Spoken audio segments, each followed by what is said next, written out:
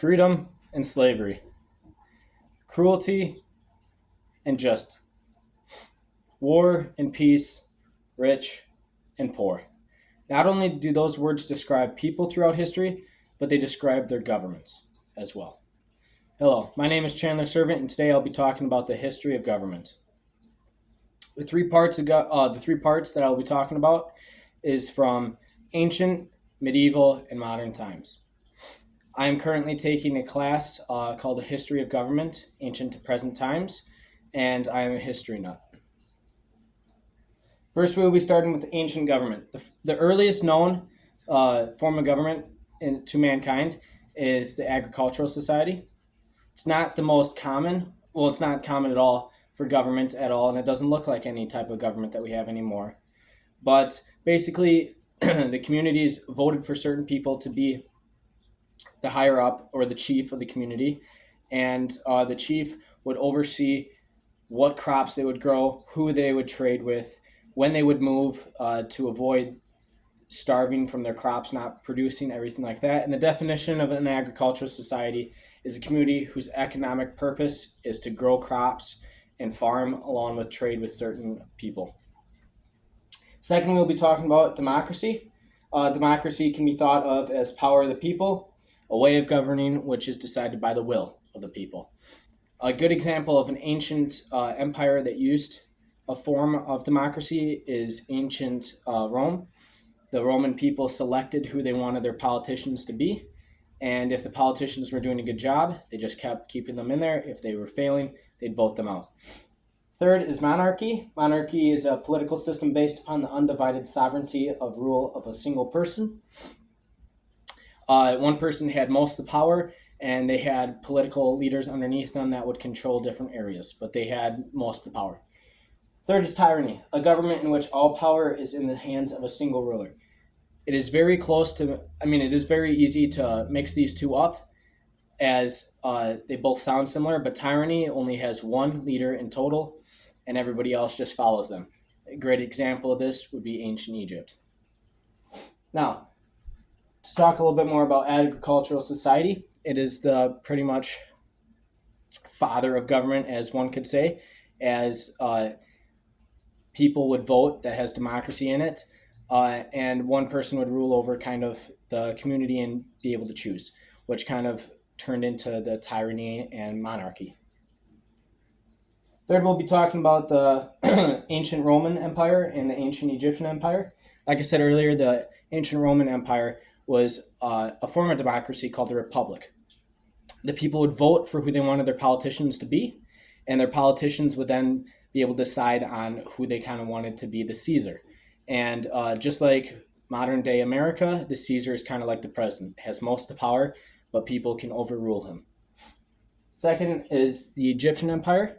The Egyptian Empire is a very good example of tyranny, as the Egyptian pharaoh was the leader, and he had complete control of everything.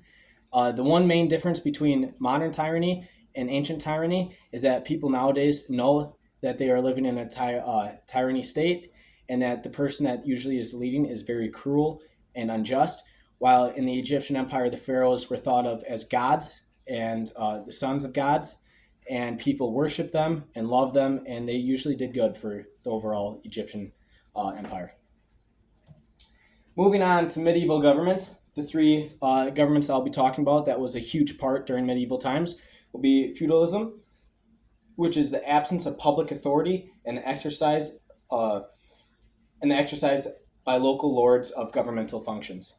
So a great example of this would be in America, get rid of the national government, and the most popular and richest people within the states, they would kind of own areas, and they would get to rule over the people of those areas. That's kind of what it was like. There was no main government, but the people who owned castles, who were kings and lords, the people who lived within there, they protected them, and for their services of protection, they would do everything else and kind of run the castle and communities. Second is monarchy again. It carried out through ancient times into medieval times, throughout modern right now as well. But the third is the church, the Roman Catholic Church. Definition of it is church authorities, most notably the Pope, who is the lead of the church, uh, held more power than kings or queens. The church had the power to tax, and its laws had to be obeyed.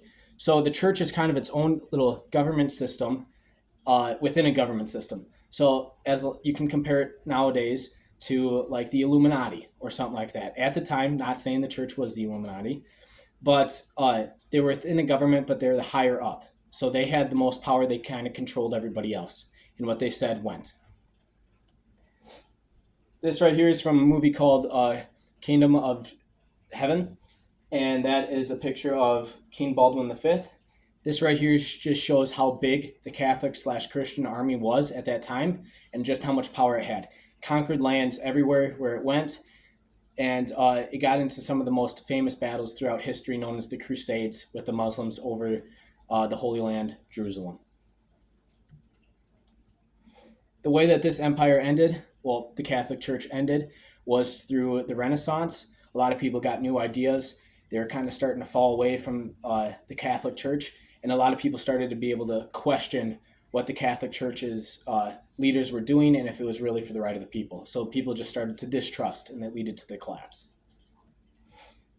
The Ottoman Empire, better known as the Turk Empire, lasted for a very long time. To be honest, in 1683, this is what it was like, but the Ottoman Empire kind of ended in the early 1900s. Now, the reason this is medieval is because they were at their peak in medieval times. As you can see, they owned all of this, and it was a huge empire. They're a form of republic/monarchy as well, because they had one ruler who had most control, but they still had politicians do stuff around. Their biggest collapse was the fact that they couldn't keep up with trade with the Americas and different countries. They just didn't have the resources, and they couldn't fight out every single invader. Third, we'll be talking about modern government, democracy once again. Dictatorship is one person effectively has all the power to run a country. That person's called a dictator, just like tyranny and monarchy. It's kind of like that. And communism is run by a communist party who limits everything that speaks badly about them. A great example of this would be Russia or the Republic of China. Even though they say republic, they're a communist country. And whatever bad image is put upon them, they silence the person who made it, and they silence the image. This right here is a picture of modern governments. Blue is democratic. It's a lot around the world, but also dictatorship is very huge as well. So those are the two biggest without the world right now. And to kind of correlate into a little bit of past modern history, dictatorship and tyranny goes back to the 1930s, 1940s with Hitler and the Nazis. Hitler ran Germany at the time. Whatever he said went. They called him Führer, and he was their leader. And then kind of cross-reference, you have the Americans during World War II who are a democratic republic, and they ran presidential elect, but they also had Congress, legislature, everything like that underneath them. In conclusion, governments throughout history have always adapted to the times that they are in, as we see in modern compared to ancient with agricultural society to democracy nowadays. But the rulers and the certain types of governments can depend and can depict how long that empire/country is going to last. The countries and empires that ran more of a tyranny and monarchy type of system, they didn't last long. Or the countries that voted for their people, voted for the politicians, and voted for the rulers, they lasted a very long time. I hope you learned a little bit from this presentation, and thank you for your time.